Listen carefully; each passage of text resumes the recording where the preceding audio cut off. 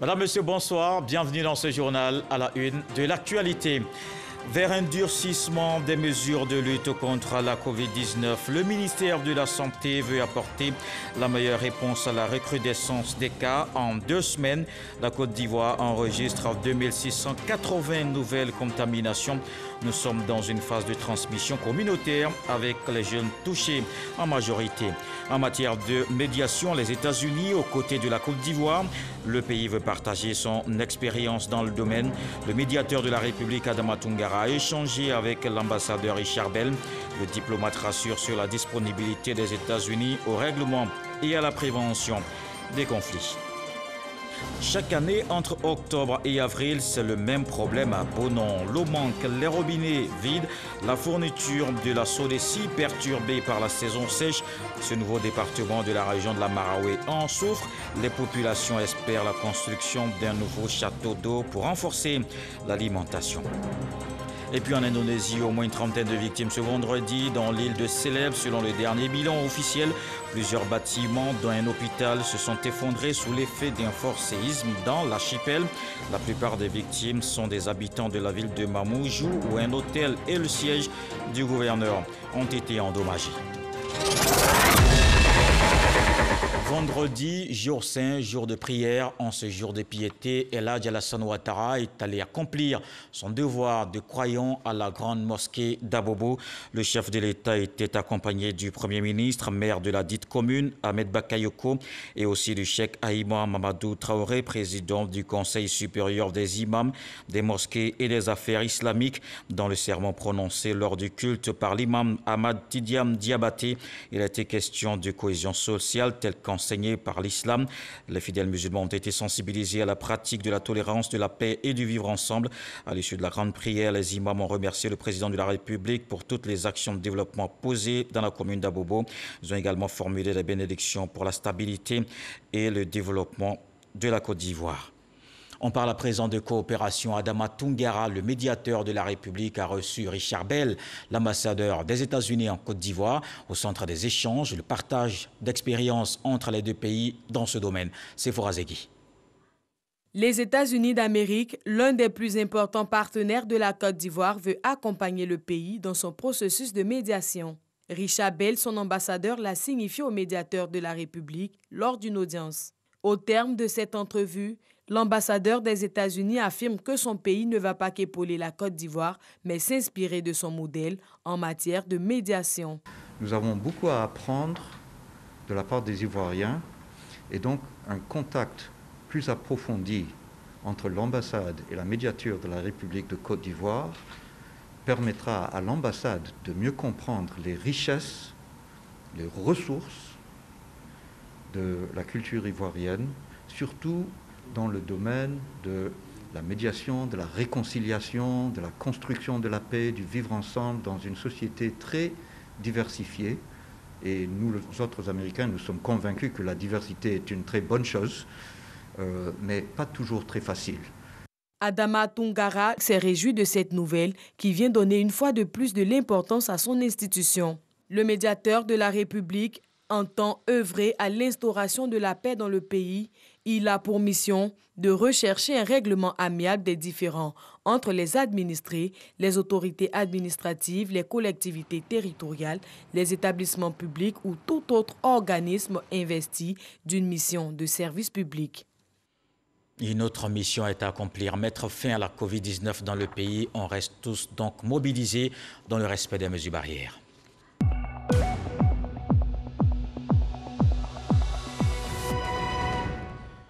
Voici les chiffres de ce vendredi. 278 nouveaux cas de Covid-19 sur 2297 échantillons prélevés, soit 9,5% de cas positifs, 108 guéris et un décès. La Côte d'Ivoire compte donc 24 856 cas confirmés, dont 23 104 personnes guéries, 141 décès et 1611 cas actifs. Et comme on le voit, les cas sont en hausse. Ces 2 dernières semaines, la Côte d'Ivoire a enregistré 2680 nouvelles contaminations. Le taux de positivité est de 7,1% avec un pic le 12 janvier, 17,9%. Face à la situation, il y a un risque de durcissement des mesures. Le ministre de la Santé appelle les populations à la vigilance. Salimatou Dia. C'est une situation dommageable que déplore le ministre de la Santé et de l'Hygiène publique face à la recrudescence des cas positifs. En espace de 2 semaines, 2680 nouveaux cas positifs ont été notifiés, avec un taux de positivité de 7,1%, au-dessus de 5%, le seuil qui permettait aux autorités sanitaires d'affirmer que la maladie est sous contrôle. Les premières analyses de nos données début janvier montraient que la majorité des nouveaux cas étaient des jeunes âgés de moins de 35 ans et avaient en commun des lieux festifs, tels les restaurants, les nightclubs ou des événements culturels et artistiques. Une seconde analyse montre que la transmission est devenue familiale et communautaire. En effet, la transmission se fait actuellement dans nos lieux de vie, c'est-à-dire à la maison, à l'école et au travail. La raison de cette recrudescence, le non-respect du port de masque et des autres mesures barrières, a expliqué le ministre Akaolé. Comme les recommandations ne sont pas strictement respectées et que l'épidémie continue de progresser dans notre pays, le comité de veille proposera dès le prochain conseil du gouvernement des mesures plus restrictives. Pour l'heure, le gouvernement en appelle à la responsabilité individuelle et collective pour préserver nos acquis dans cette lutte contre la COVID-19. Les populations sont invitées à fréquenter la centaine de centres de dépistage mis à leur disposition en cas d'apparition des signes ou de contact avec des cas positifs. Et les autorités restent engagées à tous les niveaux, empêcher de nouvelles contaminations à la COVID-19 en ces temps de résurgence. Le ministre des Transports, Amadou Koné, remet 275 000 masques aux transporteurs et à la police spéciale de la sécurité routière. Ces acteurs ont pris l'engagement de veiller au respect des mesures de lutte contre la pandémie dans le secteur. Lanciné Bakayoko. Face à la remontée en puissance de la pandémie, le ministre des Transports reprend le volant de la sensibilisation. Devant les acteurs du transport, qu'ils soient publics ou privés, lagunaires ou terrestres, tous considérés comme de véritables vecteurs de contamination, Amadou Koné recommande vivement le respect scrupuleux des mesures barrières, notamment le port obligatoire de masques dans les véhicules. Il faut éviter que la maladie reparte à l'intérieur du pays. Il faut éviter aussi que la contagion à Abidjan soit trop forte. On ne va pas attendre que les choses se dégradent. Témoignage de l'engagement du gouvernement à contrecarrer cette nouvelle vague de contamination, c'est 275 000 masques, dont 75 000 réutilisables et 200 000 jetables, tout comme ces 22 cartons de gel hydroalcoolique offerts aux transporteurs. Des transporteurs appelés à une gestion rigoureuse des kits et une meilleure application du dispositif de prévention. Je voudrais vraiment vous demander de faire en sorte que vraiment il y ait un bon usage de ceci, que ce matériel aille où ça devrait aller. Il faut que dans les véhicules, il y ait des masques. La nécessité de sauvegarder la santé et de protéger les investissements en rajoute à la motivation des transporteurs dans la lutte contre la pandémie. Il faut qu'on puisse éviter au secteur du transport les désagréments que nous avons eus lorsqu'Abidjan a été confiné. Lorsqu'on a demandé aux transporteurs de réduire le nombre de places. Lorsqu'on a demandé à nos entreprises de transport de passagers de ne plus sortir d'Abidjan, de ne plus faire de l'international. Aujourd'hui en Côte d'Ivoire, le niveau de contamination quotidienne tourne autour de 150. On va changer de sujet. Je vous emmène voir ce document. À Bonon, localité de la région de la Maraoué, les populations sont confrontées aux problèmes d'eau potable. Une réalité que vit ce nouveau département. Chaque année, entre octobre et avril, la fourniture de la SODECI est perturbée. Les coupures sont fréquentes, ce qui inquiète évidemment les populations. Les populations qui expriment le souhait de voir un nouveau château construit pour renforcer l'alimentation. Bonon, dans l'espoir de la fin d'une pénurie, c'est le dossier de Jeanna Toubé.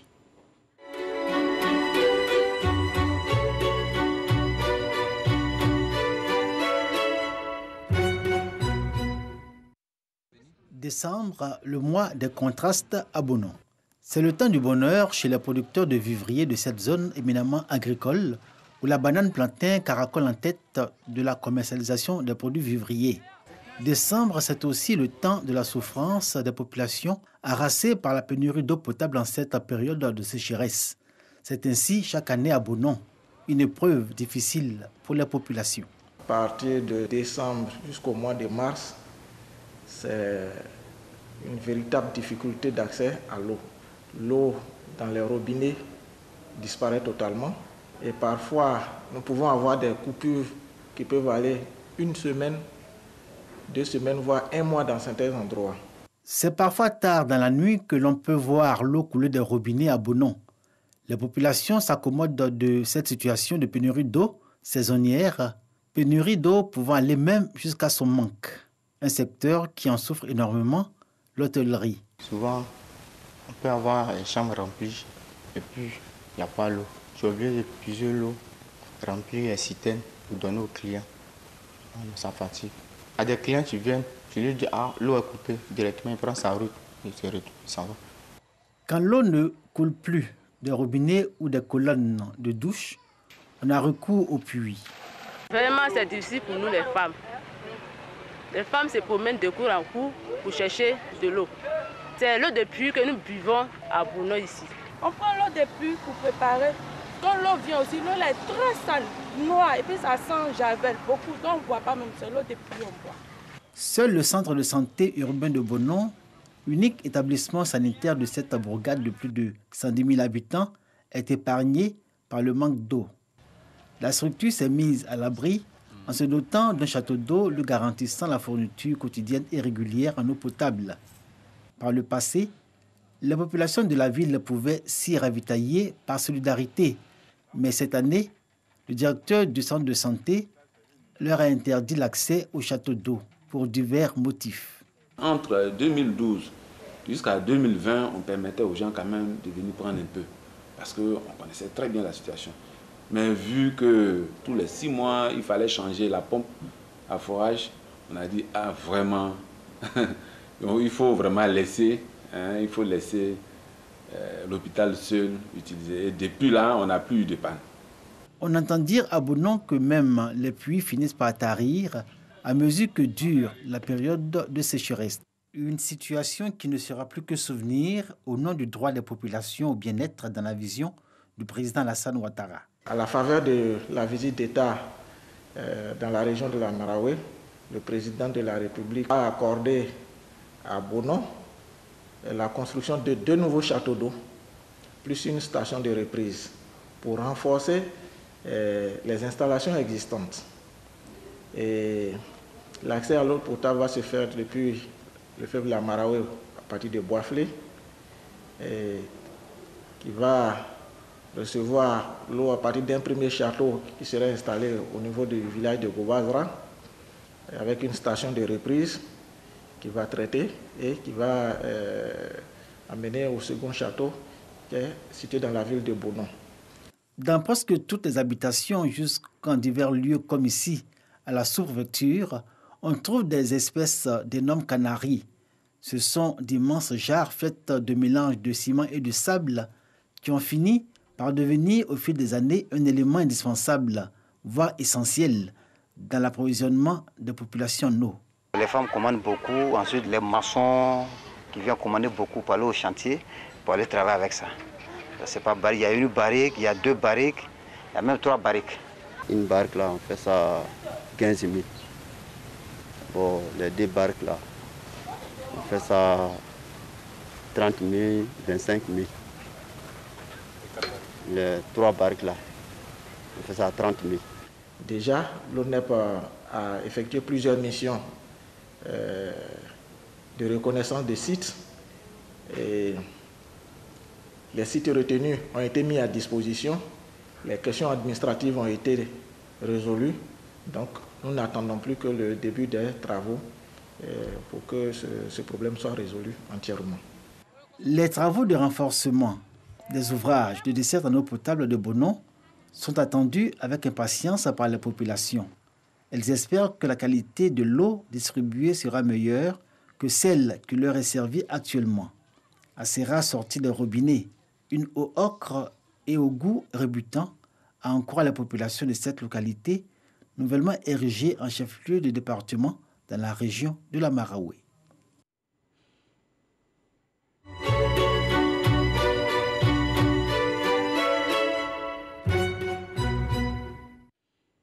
Bonon, dans l'espoir de la fin d'une pénurie, c'était le dossier de Eugène Toubé.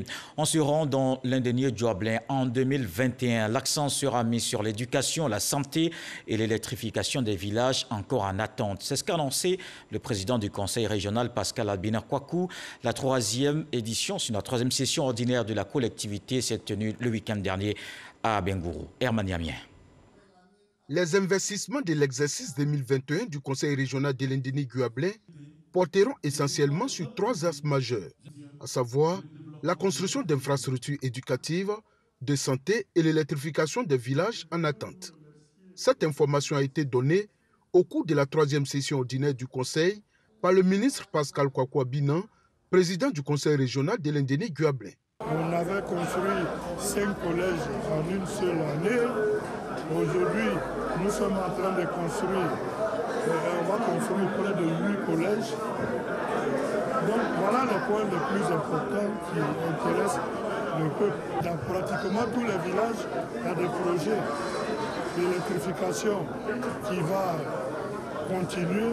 Il reste encore une dizaine de villages à électrifier. Donc voilà les grands projets qui sont inscrits dans ce budget 2020. Pascal Kwaku Binan souligne que 2 collèges de proximité sont en construction à Amouria-Kro, dans la localité d'Angbile-Krou, et à Fali-Kro, dans le département d'Abengourou. Selon lui, les travaux avancent à un rythme encourageant.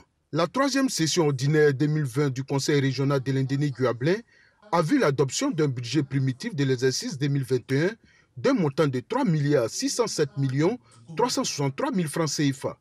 Ce budget est en baisse d'un montant de 203 903 000 francs CFA par rapport à l'exercice 2020. C'est une question de gestion de la trésorerie de l'État. Et donc cette année, l'État a estimé, selon certains critères, que le budget de la région doit subir une baisse de 200 millions. Il y a des gens qui ont subi des montants plus importants que nous. Le président du conseil régional rassure que malgré cette baisse du budget, tous les engagements seront tenus. La Côte d'Ivoire encourage la promotion de la femme au poste de responsabilité. L'État a d'ailleurs renforcé son dispositif normatif. Une loi favorise la représentation de la femme dans les assemblées élues. L'Observatoire national de l'équité et du genre salue ces avancées. Grace Kando.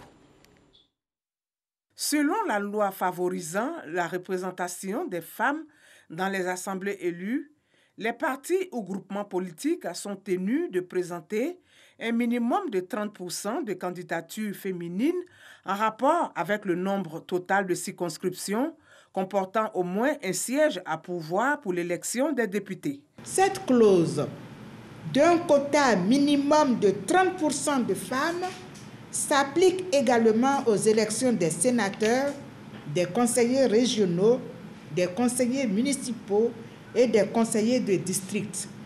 Mais pour l'heure, concentrons-nous sur le scrutin le plus proche, c'est-à-dire l'élection des députés du 6 mars prochain. La loi favorisant la représentation des femmes dans les assemblées est un instrument qui vise la promotion des femmes dans les institutions publiques. Selon l'Union interparlementaire mondiale, la Côte d'Ivoire occupait le 159e rang sur 188 pays en 2020, le 45e rang au niveau de l'Afrique, de l'Union africaine, et le 12e rang sur 15 pays au niveau de l'espace CEDEAO, avec seulement 11,4% de représentation féminine. Pour les élections locales à venir, l'Observatoire national de l'équité et du genre engage les femmes à se porter candidates et à se déployer sur le terrain.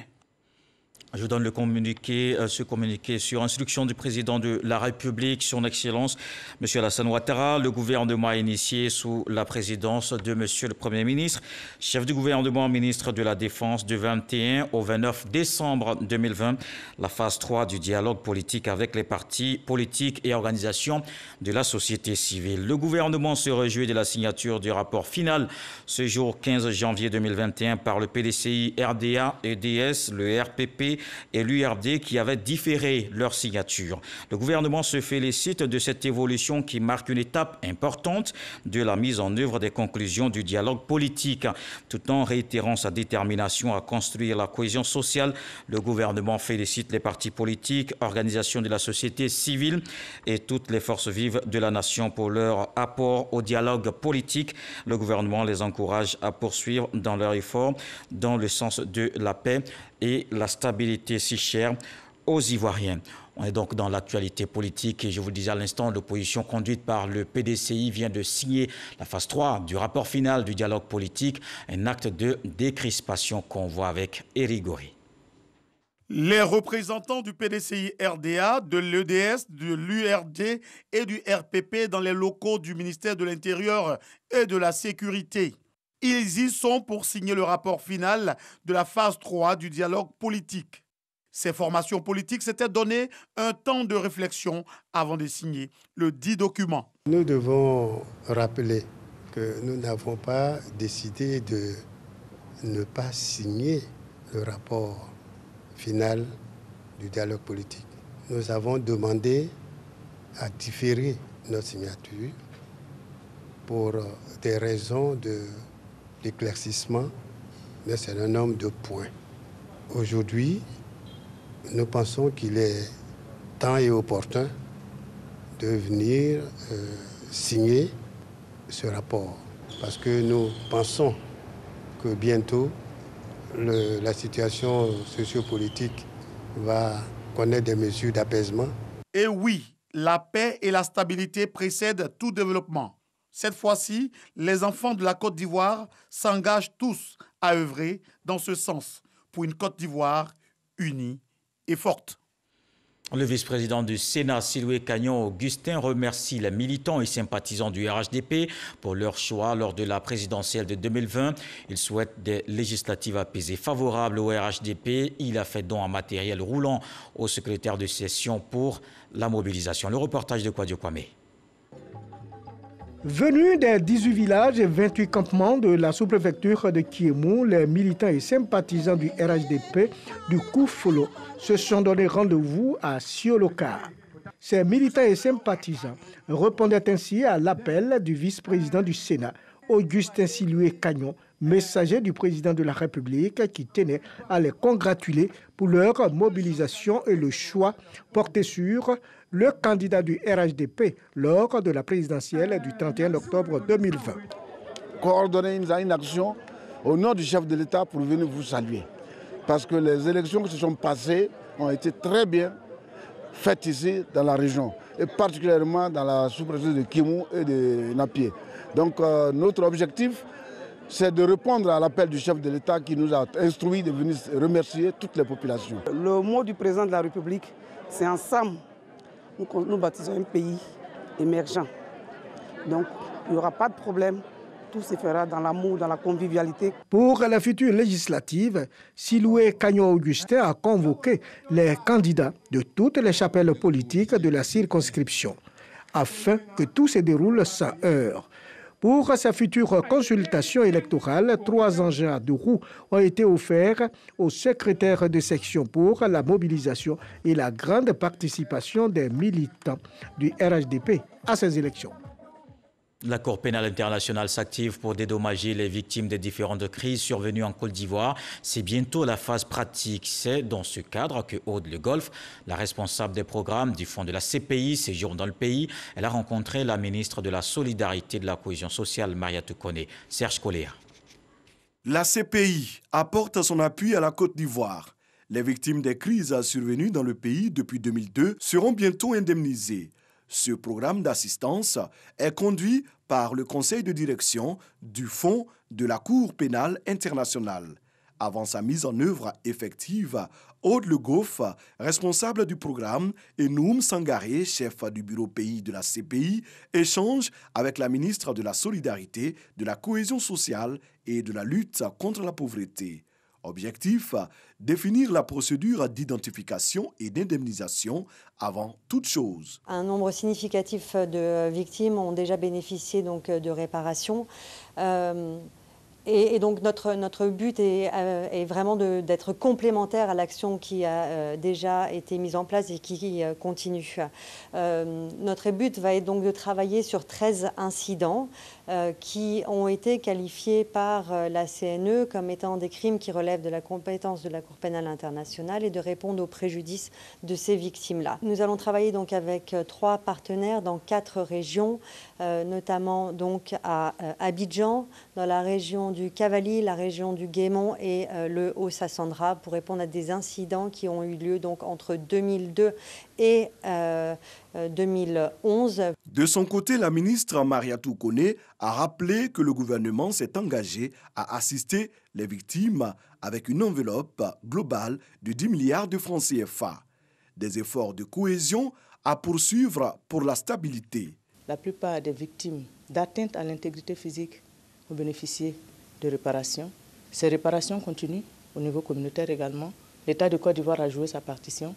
Aujourd'hui, nous avons la Cour pénale internationale qui souhaite accompagner la Côte d'Ivoire dans ce travail de réparation. C'est avec joie que nous accueillons cette présence. En dehors de l'État de Côte d'Ivoire, 3 organisations ont été retenues par le fonds de la CPI pour mener à bien ce programme d'assistance. Il s'agit du WANEP, de l'AVSI et de l'ADRAO. Allons voir ce code filet de la gendarmerie nationale. La section antidrogue démantèle 3 fumoirs dans les communes de Cocody et Adjamé. Plusieurs individus mis aux arrêts, 45 kg de cannabis ainsi que des comprimés dont le tramadol saisi. Walter Amadou Ouattara. Adjamé, secteur dénommé Abadjamé, aux alentours du lycée moderne Harris. Ici, jusqu'au 13 janvier 2021, existait un fumoir depuis plus d'une décennie. La section antidrogue de la gendarmerie nationale vient de le démanteler. La population a fini par s'accommoder à leur présence, si bien qu'elle reste complice à leurs besoins. C'est une vaste opération qui a été menée également à Adjamé village, Séfi, derrière la caserne des sapeurs-pompiers militaires, et à Cocody, précisément à Washington, derrière le lycée technique. Plusieurs individus ont été interpellés. Je vends de la drogue, cela fait maintenant 6 mois. Il peut prendre 3 sachets lui, ça fait 3 000, ou 4 châssis, ça fait 4 000. Et puis moi-même, il y a un dedans. Sérieusement, je ne vais pas dire regrette. Je suis vraiment dessus même de moi et ma vie.